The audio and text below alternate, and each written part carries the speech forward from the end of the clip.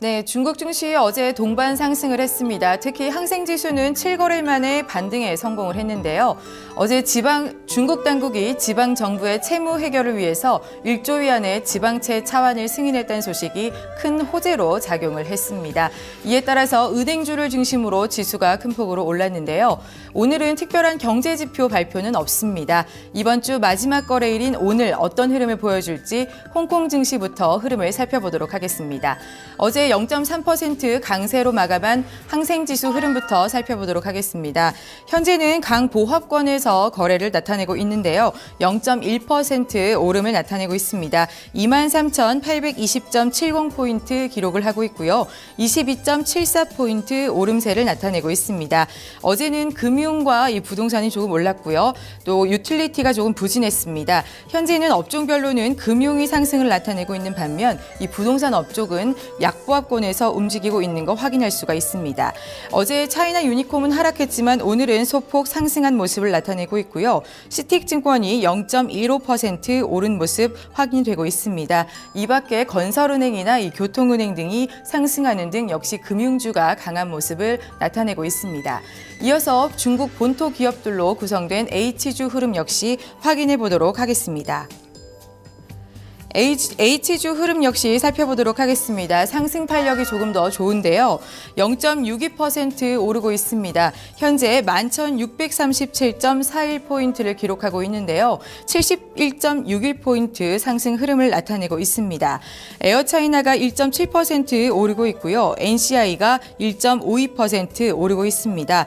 또한 PICC 그룹 역시 1% 이상 오르는 등 이 금융과 부동산 역시 강한 흐름을 나타내고 있습니다. 뱅크 오브 차이나 역시 0.9% 상승하고 있는 모습 확인이 되고 있습니다. 이어서 중국 본토 증시 확인해 볼 텐데요. 어제 상하이 종합지수는 1.7% 이상 오르면서 큰 폭으로 상승 마감을 했습니다. 정책성 호재들이 상당히 많았습니다. 이 지방 정부 채무 해결을 위해서 당국이 나섰다는 소식도 있었지만 이 국유 기업을 개혁에 나선다는 소식 역시 시장에는 큰 호재로 작용을 했습니다. 이에 따라서 은행주와 국유기업 테마주들이 큰 폭으로 올랐는데 오늘은 어떤 흐름을 보여줄지 확인을 해보도록 하겠습니다. 현재 상하이 종합지수 흐름 예상이 좋은데요. 0.4% 정도 오른 흐름 나타내고 있습니다. 상하이 종합지수 3,364.51포인트 기록을 하고 있습니다. 15.19포인트 상승 흐름을 나타내고 있네요. 이어서 상하이 AG지수 흐름 역시 살펴보도록 하겠습니다. 상하이 AG지수 흐름은 현재 0.49% 오르고 있습니다. 3,526.97포인트를 기록하고 있고요. 이어서 대형주와 중형주 역시 흐름 살펴보도록 하겠습니다. 상하이 180지수입니다. 0.48% 오르고 있네요. 8,035.90포인트, 8,000선을 넘어섰습니다. 중형주 흐름 역시 살펴봐야 할 텐데요. 상하이 380지수입니다. 0.54% 흐름 나타내고 있습니다. 30.25포인트 오르면서 5,602포인트를 나타내고 있는 것 확인할 수가 있겠습니다. 최근 중국 증시 흐름이 오늘은 상당히 좋은 것을 확인할 수가 있겠습니다. 아무래도 전인대가 나오는 상황에서 정책성 호재가 이 좋은 시장에 좋은 영향을 주고 있는 것 같습니다. 오늘 준비된 소식 역시 정책 관련 뉴스들인데요. 첫 번째 소식은 이 중국이 올해 은행의 금리 규제를 완전히 풀 것이라는 소식입니다. 관련 소식 블룸버그 통신 통해서 전해드리도록 하겠습니다. 중국 인민은행의 저우샤오찬 총재는 올해 금리 규제를 완전히 풀 것이라고 이 베이징 기자회견을 통해서 발표를 했습니다.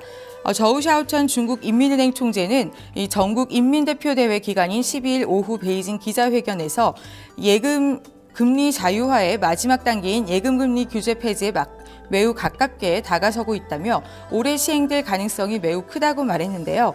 현재 중국에서는 2013년 예금 대출금리 하한을 없애 자유화했지만 예금금리에는 여전히 구간 제한을 두고 있습니다.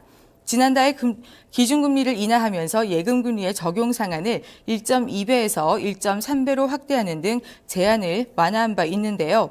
따라서 이번 총재의 발언은 올해 금리의 완전 자유화가 시행될 가능성이 크다는 점을 밝힌 것으로 풀이되고 있습니다.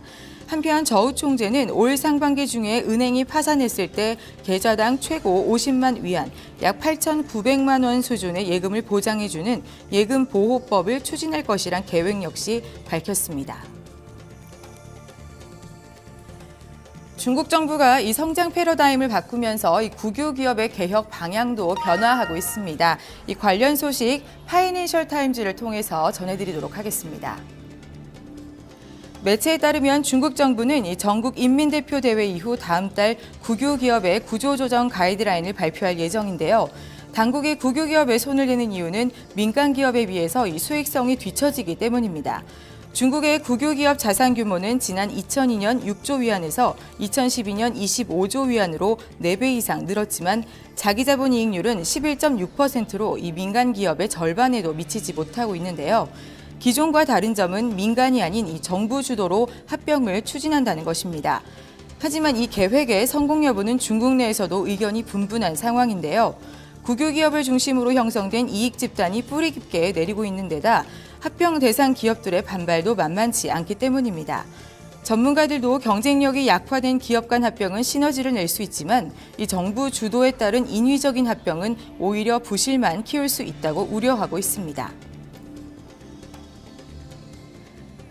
지금까지 중국 증시 출발 동향과 관련 뉴스 전해드렸습니다.